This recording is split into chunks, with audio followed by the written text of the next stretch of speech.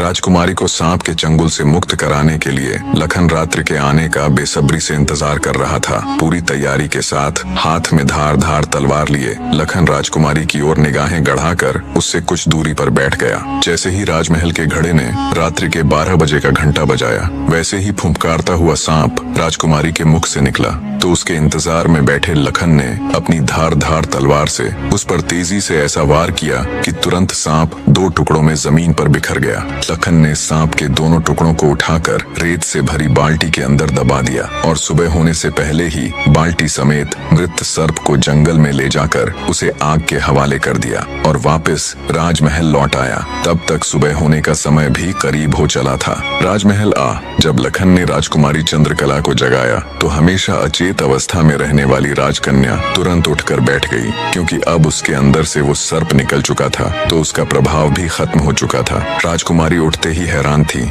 उसे ऐसा लग रहा था जैसे पता नहीं वो कितने सालों से नींद में थी। जब लखन ने राजकुमारी से उसके स्वास्थ्य के बारे में पूछा तो अचंभित राजकुमारी ने अपने आप को बिल्कुल ठीक बताया। तब तक सुबह भी हो चुकी थी। उधर राजा भी पूरी रात सोया नहीं था। उसे बस इंतजार था तो सुबह का।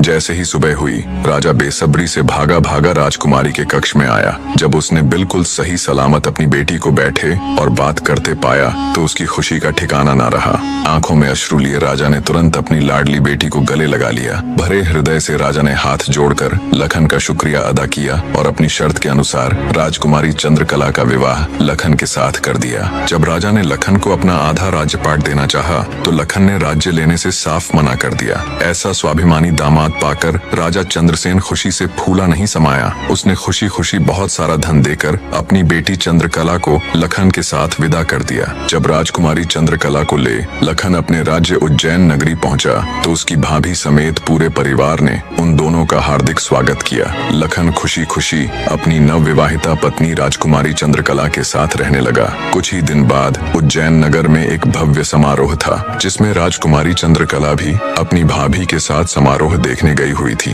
तभी मेले में दूसरी तरफ से दैत्य दंभिकासुर ने प्रस्थान किया। इतने बड़े दानव को देख समारोह में हड़कंप मच गया। हर कोई अपनी जान बचाने के लिए इधर उधर भाग रहा था। दैत्य को देख राजकुमारी चंद्रकला भी अपनी भाभी के साथ जब समारोह से भागकर जाने लगी, तभी दंभिकासुर की नजर राजकुमारी चंद्रकला पर पड़ गई। राजकुमारी के रूप यौवन को देखते ही दानवराज दंभिकासुर उस पर मोहित हो गया। दैत्य अपने पूरे जीवन काल में बहुत सी स्त्रियों के साथ खेला था, पर आज तक उसने इतनी सुंदर स्त्री कभी नहीं देखी थी। पलक झपकते ही उसने चंद्रकला को उठा लिया और उसे राज्य के बाहर अपनी गुफा में ले गया।